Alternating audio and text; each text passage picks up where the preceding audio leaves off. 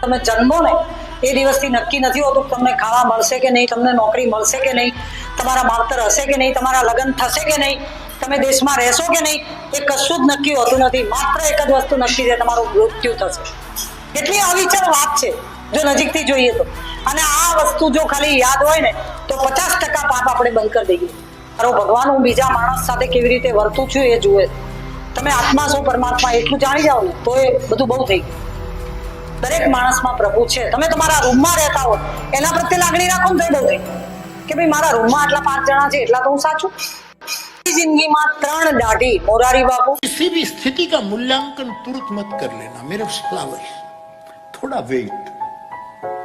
हम तुरंत जजमेंट दे देते हैं, थोड़ी धीरज रखो, थोड़ी धीरज रखो. नरेंद्र मोदी, अमिताभ बच्चन मानस 80-82 વર્ષે પણ કમાવાનું કરે છે, કામ કરે છે, એની ઇજ્જત સાચવી શક્યો છે માણસ. અને આજે એને એમ લાગે છે કે ના મારે કંઈક કરવું જોઈએ આ પૃથ્વી ઉપર. એને જ્યારે એમ કહેવામાં આવ્યું ને કે તમારું બહુ મોટું સમાજમાં યોગદાન છે ત્યારે એને એ જ કીધેલું કે મેં મારું કામ કર્યું છે. હું એક્ટિંગમાં તો મેં સારી રીતે એક્ટિંગ કરી છે. કરો તે કરો નહીં, જે કરો એ દિલથી કરો, 100% તમારું આપો. એ પછી તમે ફેલ બી થાવ, જેમ કે તમે દોડમાં ગયા હો, તમે દિલથી મહેનત કરી હોય પણ બીજો એનથી વધારે મહેનત કરે ને એ પાસ થઈ જાય ને તો એ તમને વસવસો નહીં થાય. તમને એમ થશે કે મેં મારી કેપેસિટીનું 100% આપ્યું છે. પેલા એ વધારે આપ્યું તો એ કદાચ કુદરતનો નિયમ હતો.